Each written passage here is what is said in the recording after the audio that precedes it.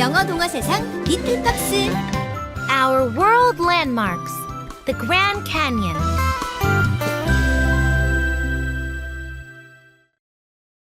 Welcome, little fox readers. My name is Mr. Fay.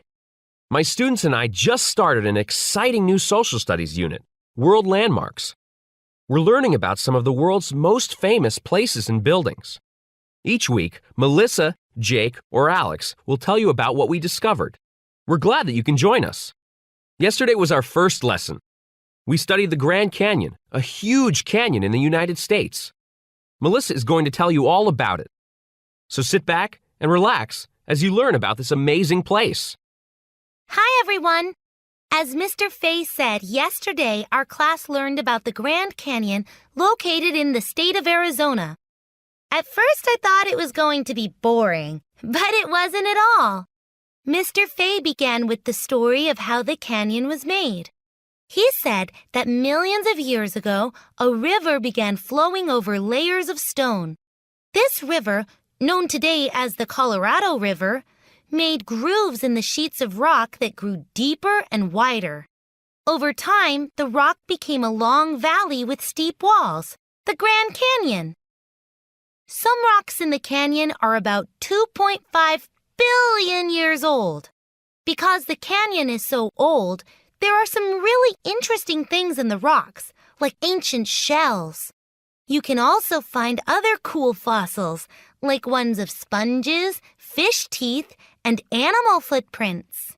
In the 20th century, scientists found something else in the canyon. Small twig figures shaped like deer and other animals. Scientists think these figures are thousands of years old. The figures show that humans, especially Native Americans, have been living in the Grand Canyon region for a very long time. Europeans and Americans didn't really know much about the canyon until 1869. That's when an American geologist named John Wesley Powell decided to lead the first official river expedition through the canyon. Powell and his men faced many hardships, especially treacherous currents and harsh weather. It must have been extra hard for Powell because guess what? He only had one arm. As the men explored, they took pictures, studied rocks, and drew maps. Then they shared the canyon with the world. Powell even named it, calling it the Grand Canyon because of its size and magnificent beauty. In 1919, the U.S. government turned the Grand Canyon into a national park to protect the canyon's wildlife and landscape. Now, almost 5 million people go to Arizona each year to visit Grand Canyon National Park. Mr. Fay said the best way to see the canyon is by hiking.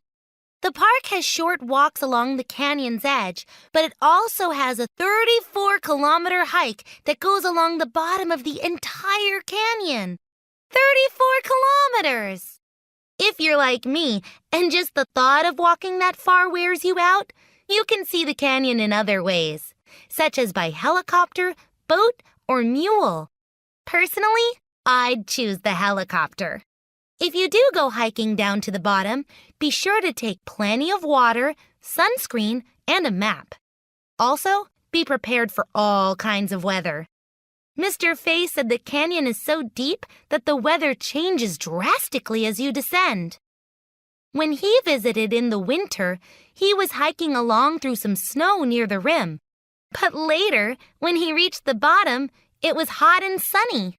Next, Mr. Fay showed us pictures of animals that live in the canyon today. We saw photos of bighorn sheep standing on rocky cliffs, beavers chomping on trees, and eagles soaring in the sky. Mr. Fay also showed us pictures of scary animals like coyotes and mountain lions. He said to watch out for coyotes especially because they'll come right into your campsite looking for food. Some other scary animals in the canyon are rattlesnakes and scorpions. I didn't like seeing pictures of them. They give me the creeps. One animal we learned a lot about was the California condor, the largest flying bird in North America. I was really sad when I found out that condors are endangered. In 1987, There were less than 10 left in the whole world.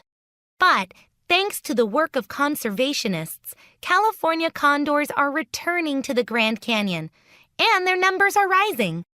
Mr. Fay actually got to see one when he visited. He said that when condors fly, their gigantic flapping wings make the sound of thunder. The Grand Canyon is really amazing. However, like a lot of Earth's beautiful natural landmarks, it is also in danger. Because of pollution and tourism, the land is being worn down, and animal habitats are being destroyed. Luckily, some groups are working to protect the canyon, and you can help too. If you're ever there, be sure to pick up your trash, stay on the marked paths, leave the wild animals alone, and tell others to do the same. After we finished learning about the Grand Canyon, our class made a big mural of it. My friends painted a condor flying over the canyon and a one-armed man in a boat on the river. I added myself, waving from a helicopter. I think our teacher described the Grand Canyon best. He said it's like a book that tells the history of the Earth. I know what he meant now. The layers of the canyon's ancient walls hold the story of life on our planet. What an awesome place! That's all for now, everyone. I wonder what our next landmarks lesson will be about. I guess we'll find out together next week.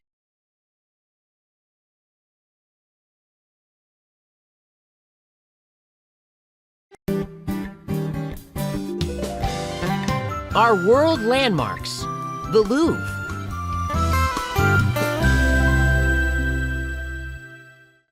Hey, Little Fox readers. I'm Jake. Yesterday in Mr. Fay's class, we learned about the Louvre, one of the biggest art museums in the whole world. I love to draw, so I was pretty excited when I heard we'd be learning about an art museum in France. And I'm not the only one who gets excited about art. Mr. Fay told us that 8.5 million people from all over the world visit the Louvre each year. Now that's what I call a lot of visitors.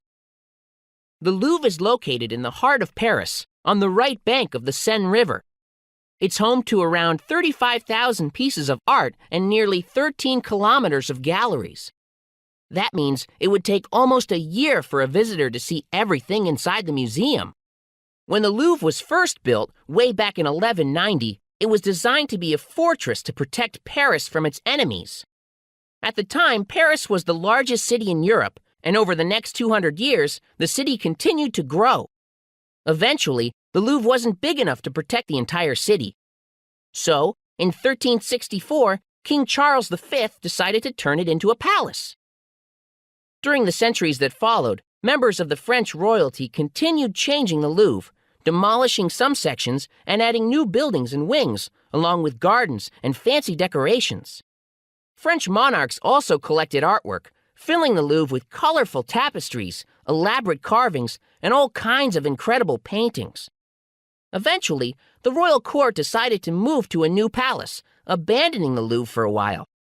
Finally, in 1793, government officials decided to turn the buildings into a museum for the public. Today, the Louvre has 3 main wings.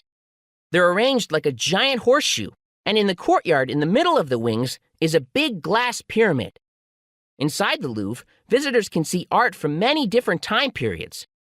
There's a helmet worn by a real Roman gladiator, Egyptian statues over 4,000 years old, and a sword used at the coronations of French kings. Mr. Fay also showed us some pictures of mummies at the museum. Melissa said they looked really creepy, but I thought they looked really cool. Most people visiting the Louvre stop to see the most famous painting in the world, the Mona Lisa. It's a small portrait of a woman painted by Leonardo da Vinci in 1506. One reason the painting is famous is because da Vinci's brushwork makes the background look very realistic. But the main reason for the Mona Lisa's popularity is probably the mysterious smile on the woman's face. A lot of people think she's smiling because she has a secret. What do you think? On August 21st, 1911, a former worker at the Louvre, Vincenzo Perugia, actually managed to steal the Mona Lisa. Perugia went to the museum one day, pretending to be a visitor.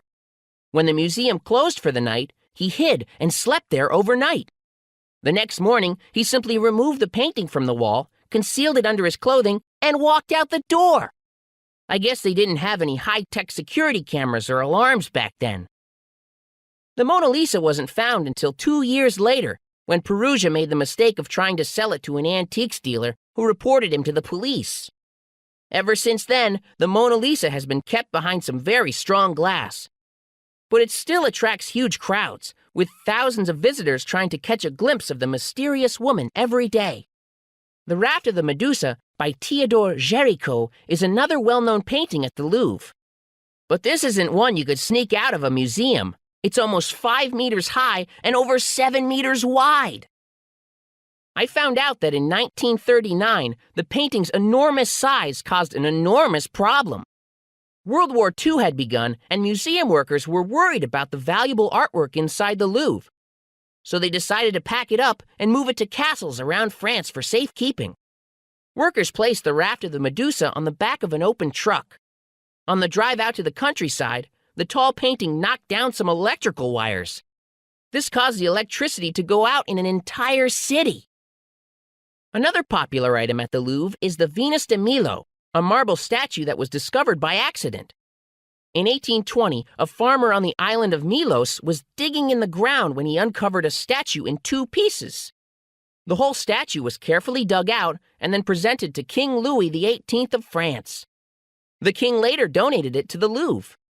Experts believe that the Venus de Milo was carved sometime around 100 BC. The statue is most likely of Aphrodite, the Greek goddess of love and beauty. But nobody knows this for sure because the statue is missing some parts, including its arms. Last night, I went to the library and brought home a book about the Louvre. It has pictures of some of the artwork at the museum, and I practiced drawing a bunch of things. Oh, and I also created my own drawing. Check it out. It's a picture of Vincenzo Perugia stealing the Mona Lisa while being chased by an Egyptian mummy. I hope you enjoyed learning more about the Louvre. See you again soon for another Landmarks lesson.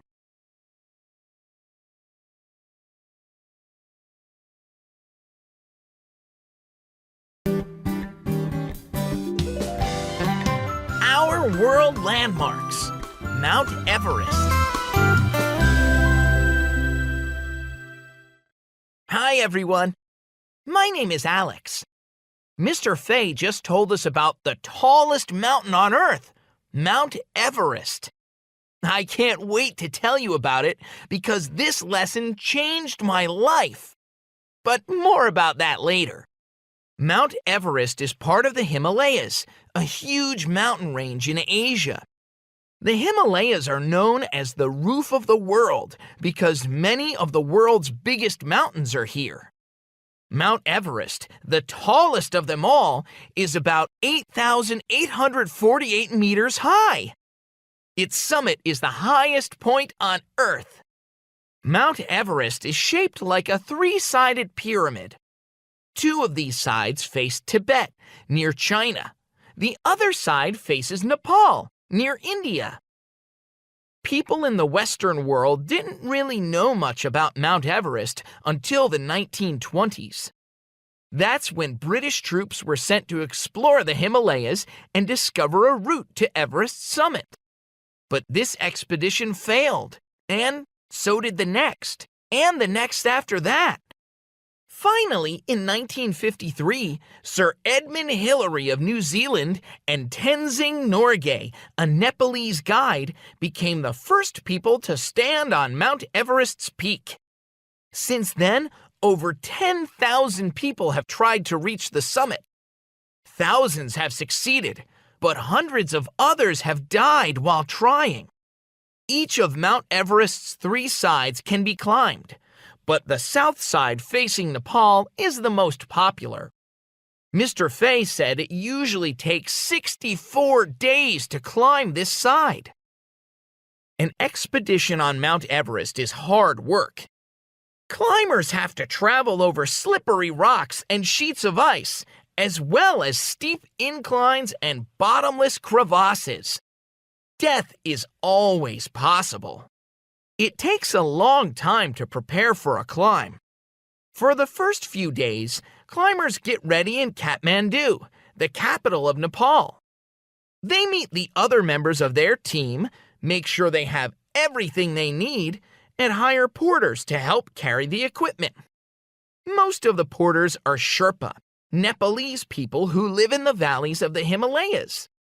Without the help of the Sherpa and their yaks, most climbers wouldn't make it to the summit. When Sir Hilary climbed Mount Everest back in 1953, he said he felt like an ant in a giant's world. I can just imagine being surrounded by towering mounds of snow, ancient glaciers, and the majestic mountains of the Himalayas. That would make me feel pretty small, too. Many people used to think that gods and demons lived in the mountains, along with a huge ape-like monster called the Abominable Snowman. There are lots of stories about how giant footprints in the snow were made by the Abominable Snowman. Others say the footprints were made by bears. But who knows? The leading cause of death on Mount Everest is not the Abominable Snowman, but avalanches. Huge sections of the mountain can suddenly break off and slide down at speeds of over 300 kilometers per hour, crushing and burying everything in their path. Also, the glaciers that cover parts of the mountain sometimes move, causing deep cracks to form in the ice. There are other dangers too, including low levels of oxygen that make climbers tired and dizzy. Frostbite occurs when fingers, toes, or facial parts freeze. In really serious cases, the frostbitten body parts have to be cut off. Yikes! Some people are reminded of these dangers when they stumble across frozen dead bodies, the remains of other climbers who perished on Mount Everest. Reaching the summit takes a lot of courage and hard work. But for serious mountain climbers, there's no bigger dream than standing on top of Everest. Over the years, climbers have done some incredible things. For example, in 1980, Reinhold Messner became the first man to climb to the peak completely alone. Several people have skied or snowboarded down from the summit. In 2001, a man named Eric Weinmeyer became the first blind man to stand on the top. Pretty awesome, huh? And in 2010, Jordan Romero became the youngest person to reach the summit at 13 years old. That's around my age. Now for the bad news. Unfortunately, Mount Everest's popularity with climbers has taken its toll both on the slopes and in the valleys below. On the slopes, litter is a serious problem. It interferes with climbers' expeditions, and it pollutes a really cool world landmark. There have been some major cleanup operations, and workers have brought back thousands of pounds of trash, including oxygen containers, tents, food wrappers, and human waste. The Nepalese side of Mount Everest and the valleys below it are part of Sagarmatha National Park. Because of deforestation, many animals in the valleys, such as snow leopards and Tibetan bears, have lost their homes. Massive numbers of trees are being cut down to provide enough firewood and construction material for all the climbers who pass through the region. Many people are aware of the deforestation issue. Local and international organizations are working hard to preserve and restore Mount Everest and its surrounding areas. For example, climbers are now encouraged to use kerosene instead of wood for fuel. And each year, over 1 million seedlings are planted in the valleys to replace those that were cut down. Organizations and workers are optimistic that the area will soon recover. Now, I'll tell you why this lesson changed my life. I found my life goal: to stand on top of the world someday, on the summit of Mount Everest. I guess I should start practicing my mountain climbing. Too bad there aren't many mountains around here.